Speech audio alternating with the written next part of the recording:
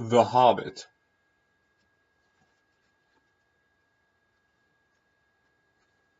Chapter 1 An Unexpected Party. In a hole in the ground there lived a hobbit, not a nasty, dirty, wet hole filled with the ends of worms and an oozy smell, nor yet a dry, bare, and sandy hole with nothing in it to sit down on or to eat. It was a hobbit hole, and that means comfort. It had perfectly round door like a porthole, painted green, with a shiny yellow brass knob in the exact middle. The door opened on to a tube-shaped hall like a tunnel, a very comfortable tunnel, without smoke, with paneled walls and floors tiled and carpeted, provided with polished chairs and lots of pegs for hats and coats. The hobbit was fond of visitors. The tunnel wound on and on, going fairly but not quite straight into the side of the hill as the people for all many miles round called it, and many little round doors opened out of it, first on one side and then on another. No going upstairs for the hobbit, bedrooms, bathrooms, cellars, pantries, lots of these. Wardrobes, he had whole rooms devoted to clothes, kitchens, dining rooms, all were on the same floor, indeed on the same passage. The best rooms were all on the left-hand side going in, for these were the only ones to have windows, deep-set round windows, looking over his garden, meadows beyond, sloping down to the river. This hobbit was a very well-to-do hobbit, and his name was Baggins. The Bagginses had lived in the neighbour bound of the hill for the time out of mind, and people considered them very respectable, not only because most of them were rich, but also because they never had any adventures or did anything unexpected. You could tell what a Baggins would say on any question without the bother of asking him. This is a story of how a Baggins had an adventure and found himself doing and saying things altogether unexpected. He may have lost the neighbors' respect, but he gained, well, you will see whether he gained anything in the end. The mother of our particular hobbit. What is a hobbit? I suppose hobbits need some description nowadays, since they have become rare and shy of the big people, as they call us. They are or were a little people, about half our height and smaller than the bearded dwarfs. Hobbits have no beards. There is little or no magic about them except the ordinary everyday sort which helps them to disappear quietly and quickly when large stupid folk like you and me come blundering along, making a noise like you and me, elephants, which they can hear a mile off. They are inclined to be fat in the stomach, and they dress in bright colors, chiefly green and yellow, wear no shoes because their feet grow naturally leathery soles, and thick warm brown hair like the stuff of their heads, which is curly, have long clever brown fingers, good-natured faces, and laugh deep fruity laughs, especially after dinner, which they had twice a day when they can get it. Now you know enough to go on with. As I was saying, the mother of this hobbit of Bilbo Baggins, that is, was the fabulous Belladonna Took, one of the three remarkable daughters of the old Took head of the hobbits who lived across the water, the small river that ran at the foot of the hill. It was often said in other families that long ago one of the Took ancestors must have taken a fairy wife. That was of course absurd, but certainly there was still something not entirely hobbit-like about them, and once in a while members of the Took clan would go and have adventures. They discreetly disappeared and the family hushed it up, but the fact remained that the Tooks were not as respectable as the Bagginses, though they were undoubtedly richer. Not that Belladonna Took ever had any adventures after she became Mrs. Bungo Baggins. Bungo, that was Bilbo's father, built the most luxurious hobbit hole for her, and partly with her money that was to be found either under the hill or over the hill, or across the water, and there they remained to the end of their days. Still it is probable that Bilbo, her only son, although he looked and behaved exactly like a second edition of his solid and comfortable father, got something a bit queer in his make-up from the come-out.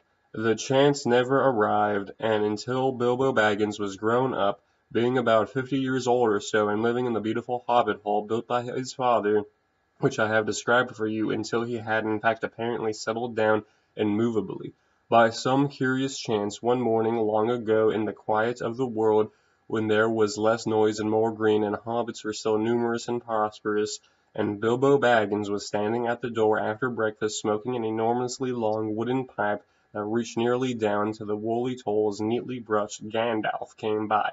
Gandalf, if you have heard only a quarter of what I have heard about him, and I have only heard very little of all there is to hear, you would be prepared for any sort of remarkable tale. Tales and adventures sprouted up all over the place wherever he went in the most extraordinary fashion.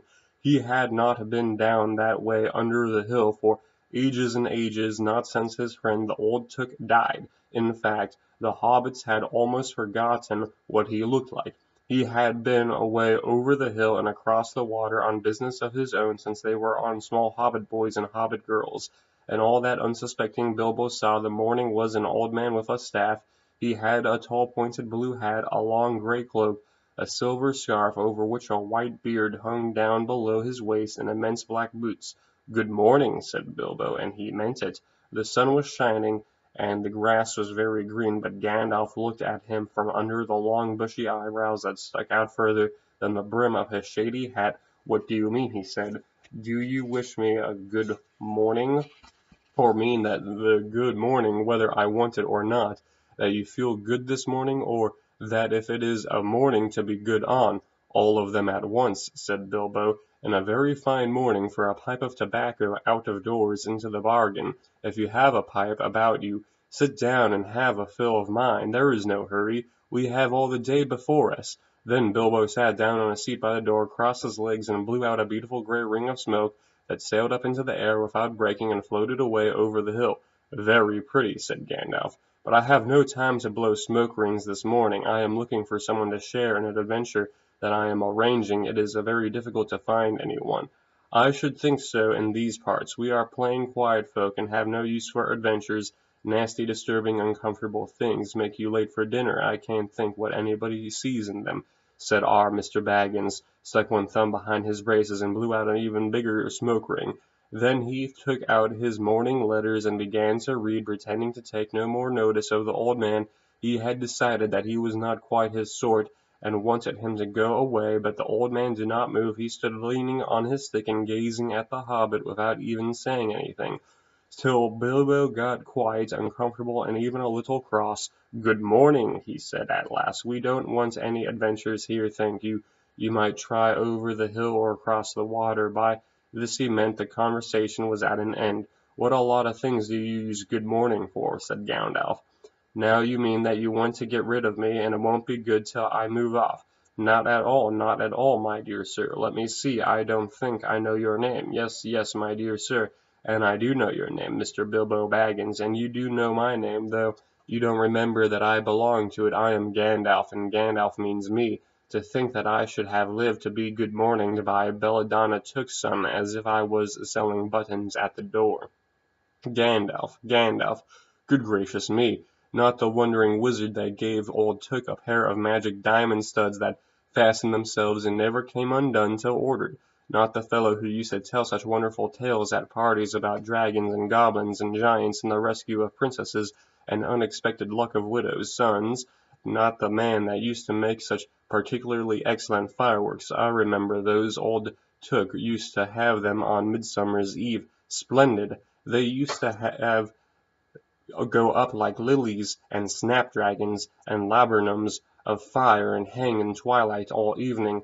You will notice already that Mr. Baggins was not quite so prosy as he liked to believe, also that he was very fond of flowers. Dear me, he went on, not the Gandalf who was responsible for many quiet lads and lasses going off into the blue for mad adventures, anything from climbing trees to visiting elves, or sailing in ships, sailing to other shores. Bless me, life used to be quite I mean, you used to upset things badly in these parts once upon a time. I beg your pardon, but I have no idea you were still in business." "Where else should I be?" said the wizard. "All the same, I am pleased to find you remember something about me. You seem to remember my fireworks kindly, at any rate, and that is not without hope. Indeed, for your old grandfather Took's sake, for the sake of poor Belladonna, I will give you what you asked for." "I beg your pardon, I haven't asked for anything." "Yes, you have, twice now. My pardon, I give it to you. In fact, I will go so far as to send you on this adventure Very amusing for me, very good for you, and profitable too, very likely, if you ever get over it. Sorry, I don't want any adventures. Thank you, not today. Good morning. But please come to tea any time you like. Why not tomorrow? Come tomorrow. Goodbye.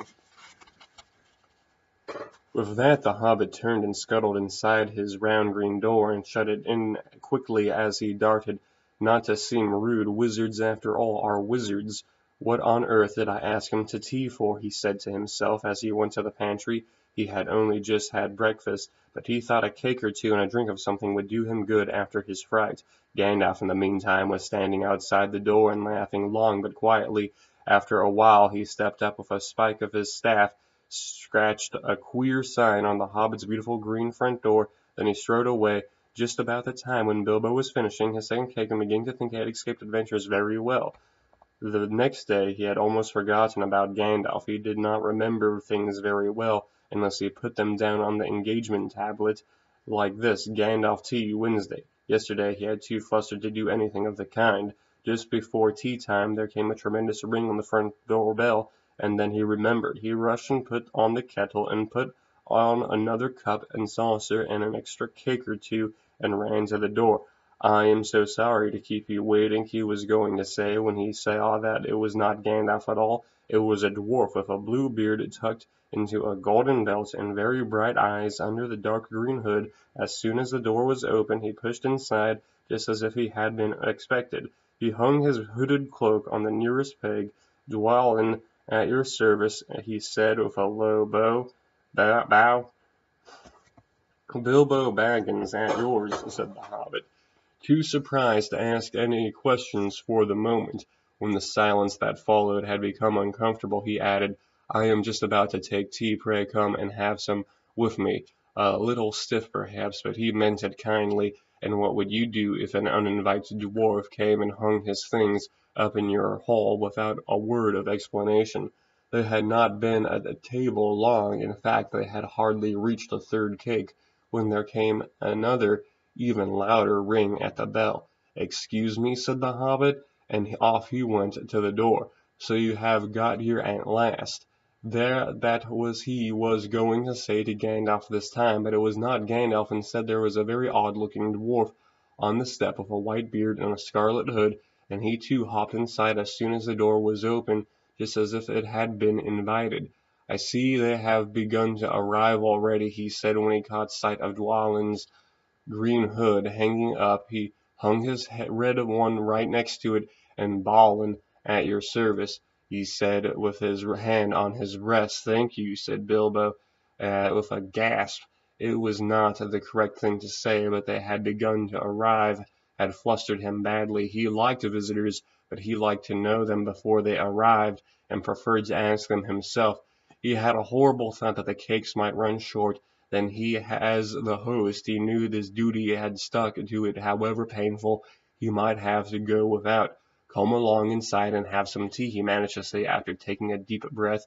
"A little beer would suit me better, if it is all the same to you, my good sir," said Balin, with the white beard, "but I don't mind some cake, seed cake, if you have any. Lots." Bilbo found himself answering to his own surprise, and he found himself scuttling off to the cellar to fill up his beer mug, and then to the pantry to fetch two beautiful round seed cakes, which he had baked that afternoon for his after-supper morsel. When he got back, Balin and Dwalin were talking at the table like old friends. As a matter of fact, they were brothers. Bilbo plumped down the beer and cake in front of them, when loud came a ring at the bell again, and then another ring.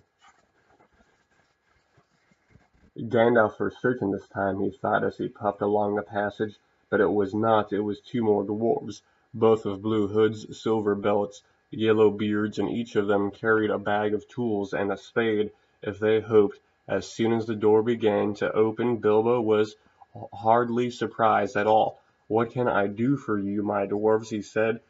"Kili at your service," said the one, and "Fili," added the other, and they both swept off their blue hoods and bowed. "At yours and your families," replied Bilbo, remembering his manners this time. "Dwalin and Balin here already, I see," said Kili. Let us join the throng. Throng, thought Mr. Baggins. I don't like the sound of that. I really must sit down for a minute and collect my wits and have a drink. He had only just a sip in the corner while the four dwarfs sat round the table and talked about mines and gold and troubles with goblins and the depredations of dragons and lots of other things which he did not understand and did not want to, for they sounded much too adventurous, when ding dong a ling dang his bell rang again, and it was some naughty little hobbit boy who was trying to pull the handle off. "Someone at the door," he said, blinking. "Some four, I should say, by the sound," said Philly. "Besides, we saw them coming along behind us in the distance." The poor little hobbit sat down in the hall and put his head in his hands and wondered what had happened, and what was going to happen, and whether they would all stay to supper. Then the bell rang again, louder than ever, and he had to run to the door. It was not four, after all, it was five.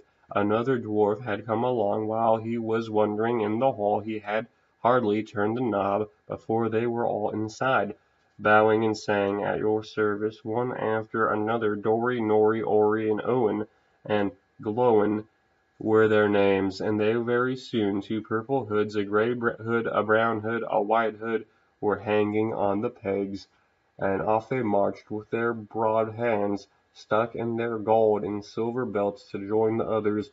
Already it had almost become a throng. Some called for ale, and some porter, and one for coffee, and all of them for cakes. So the hobbit was kept very busy for a while. A big jug of coffee had just been set in the hearth, and the seed cakes were gone, and the dwarfs were starting on a round of buttered scones. And there came a loud knock, not a ring, but a hard rat-tat on the hobbit's beautiful green door. Somebody was banging with a stick. Bilbo rushed along the passage, very angry, and altogether bewildered and bewildered. This was the most awkward Wednesday he had remembered. He pulled open the door with a jerk, and they all fell in, one on top of the other. More dwarfs, four more, and there was Gandalf behind, leaning on his staff and laughing. He had made quite a dent on the beautiful door. He had also, by the way, knocked out the secret mark that he had put there the morning before. "Carefully, carefully," he said. "It is not like you, Bilbo, to keep your friends waiting on the mat and then open the door like a popgun. Let me introduce Bifur, Bofur, Bombur, and especially Thorin." "At your service," said Bifur, Bofur, Bombur, standing in a row. Then they hung up two yellow hoods, and a pale green one, and also a sky blue one with a long silver tassel.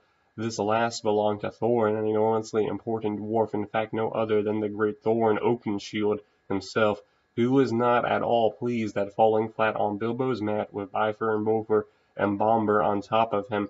For one thing, Bombur was immensely fat and heavy. Thorin indeed was very hotly, and said nothing about service, but "Poor Mr. Baggins," said he, "so sorry," many times, that at the last he grunted, "Pray don't mention it," and stopped frowning. "Now we are all here," said Gandalf, looking at the row of 13 hoods, the best detachable party hoods, and his own hat hanging on pegs. "Quite a merry gathering." I'm right.